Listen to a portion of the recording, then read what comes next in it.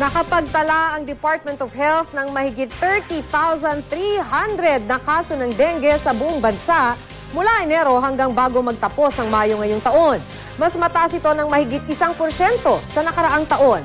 Kabilang sa mga lugar na may tumataas na bilang ng dengue cases ang Pangasinan at Iloilo City. Makibalita tayo kay Julius Belacaol ng GMA Iloilo. Pumalo sa pinakamataas na bilang ang naitatalang kaso ng dengue sa Iloilo City ngayong taon. Sa tala ng City Health Office mula Enero hanggang Mayo, may 529 na dengue cases na sa lungsod at 7 na ang namatay. 72 dengue cases ay naitala noong nakaraang taon sa parehong panahon. 112 kaso naman noong 2010. Ang number of cases sa 2012 subong is even more than in 2011.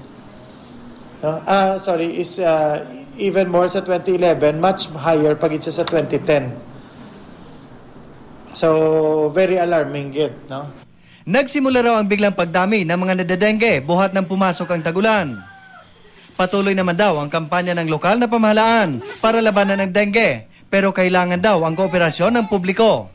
Ginaliwat nato ng atong panawagan nga kung pwede tayo ang atong mga pumuluyo amo ang mag-initiate sa pagpanglimpyo sa ila.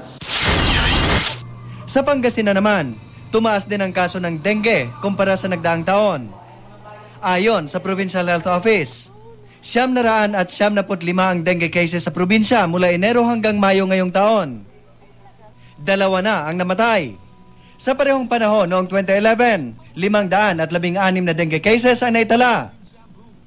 Tinututukan ng health officials ang Lingayen kung saan mahigit 500% ang naitalang pagtaas ng kaso ng dengue. Paglilinis ng paligid ang pinakamabisang paraan para labanan ng dengue. Kung sakaling makaranas naman ng mga sintomas nito tulad ng mataas na lagnat at rashes sa balat, agad kumonsulta sa doktor.